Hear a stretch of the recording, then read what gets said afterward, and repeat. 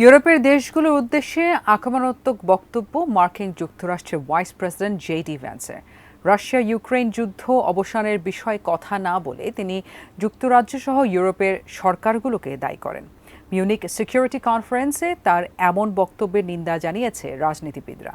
জার্মানির Munich security conference থেকে আরও জানাচ্ছেন আমাদের বিশেষ প্রতিনিধি ইমরান হোসেন সুমন। মিউনিক সিকিউরিটি কনফারেন্সে অংশ নিতে জার্মানির মিউনিখে মার্কিন ভাইস প্রেসিডেন্ট জেডি ভান্স।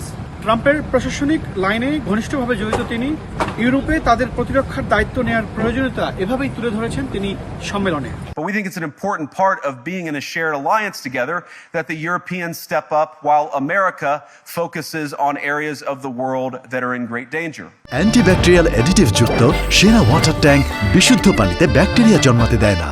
সম্মেলনে জার্মানির ফেডারেল প্রেসিডেন্ট ফ্রাঙ্ক ওয়াল্টার স্টেইনমার আন্তর্জাতিক অংশীদারিত্ব, ইউরোপীয় ঐক্য এবং ইউক্রেনের প্রতি সমর্থনে জার্মানির কথা পূর্ণ ব্যক্ত করেন তিনি। Ich möchte den Opfern und Angehörigen mein tiefes Mitgefühl ausdrücken und ich danke Ihnen, dass Sie es soeben hier im Saal in gleicher Weise getan haben.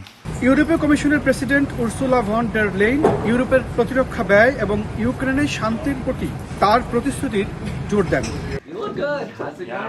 বর্তমান সংঘাতের উপর শান্তি আলোচনায় ইউক্রেনের অন্তর্ভুক্তির গুরুত্বের উপর জোর দিয়েছেন রাষ্ট্রপতি Zelensky. 3 years of full-scale war have proven that we already have the foundation for a united European military force. Munich security কনফারেন্সের চেয়ারম্যান ক্রিস্টোফ হিউসজেন তার উদ্বোধনী ভাষণে বলেন, এই সম্মেলনটি হচ্ছে সংলাপের মাধ্যমে শান্তি প্রতিষ্ঠা।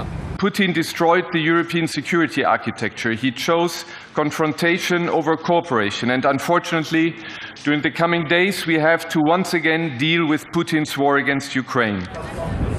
এবারের এই সম্মেলনে আঞ্চলিক নিরাপত্তা, রাশিয়া ইউক্রেন যুদ্ধ বন্ধ, মধ্যপ্রাচ্যে শান্তি শৃঙ্খলা বজায় রাখার বিষয়েই আলোচনা জোরদার রয়েছে। Imran Hossain Suman, ATN news, Munich, Germany.